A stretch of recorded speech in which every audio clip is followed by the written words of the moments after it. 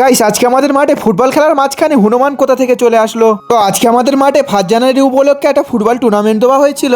এই জন্য আজকে সকাল সকাল আমি আর জিলাল মাঠে এসে দেখলাম স্টেজের কাজটা কমপ্লিট হয়ে আছে। আর এদিকে আমাদের মাঠে দুটো জেপিএল ও চলে এসেছে। সেই জন্য এই জেপিএল দুটো লাভিয়ে এনে এই দাদাটা সেট করে দিল। সেই জন্য আজকে খেলার প্রথম রাউন্ডের প্রথম খেলা যে দুটো টিম খেলবে তারা চলে আসলে খেলাটা শুরু হয়ে গেল। এরপরে আমার একটা পোস্ট অফিসে কাজ পড়লো, সেই জন্য সাবিরের বাইকে করে পোস্ট অফিসে চলে আসলাম। কাজটা কমপ্লিট করে মাঠে এসে দেখলাম আমাদের কাউন্সিলের টিমের খেলাটা শুরু হচ্ছে। এই খেলাটাতে কিন্তু কোনো গোল হয়নি ফার্স্ট হাফে। সেকেন্ড হাফে গিয়ে মোস্তাকিন আর রাজেশের দেবা দুটো গোলে আমাদের টিমটা সেমিফাইনালে উঠে গেল। যেহেতু আমাদের কাউন্সিল টিম সেমিফাইনালে উঠে গিয়েছে, সেই জন্য আমি বাড়িতে চলে এলাম। এরপরে গোসল করে ছাদে থেকে একটু রোদ খেয়ে মাঠে এসে দেখলাম আমাদের সেমিফাইনাল খেলাটাও শুরু হয়ে গেল। আর এই দুটি টিমই খুবই ভালো ছিল, সেই জন্য খেলার কম্পিটিশনটা খুবই ভালো হচ্ছিল। কিন্তু ফুল টাইমে গিয়ে আমাদের টিম 3টে গোল দিয়ে ফাইনালে উঠে গেল। এরপরে ফাইনাল খেলাটাও শুরু হয়ে গেল।